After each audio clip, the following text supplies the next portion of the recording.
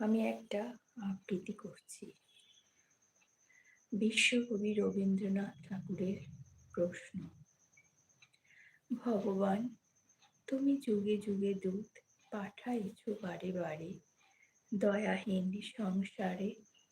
তারা বলে গেল ক্ষমা করো সবে, বলে গেল ভালোবাসো, অন্তর হতে বিদ্বেষ বেশে নাশো।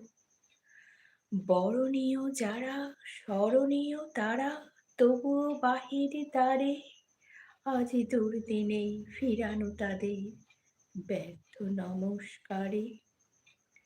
আমি যে দেখেছি গোপন হিংসা কপট রাত্রি ছায়ে এনেছি নিঃসহায়।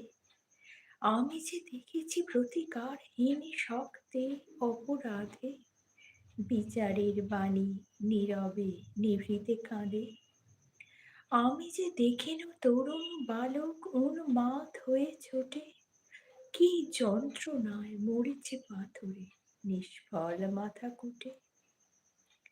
কণ্ঠ আমার রুদ্র আজিকে বাঁশি সঙ্গীত হরা, অমাবস্যার কারা লুপ্ত করেছে আমার ভুবন দুঃস্বপনের তলে।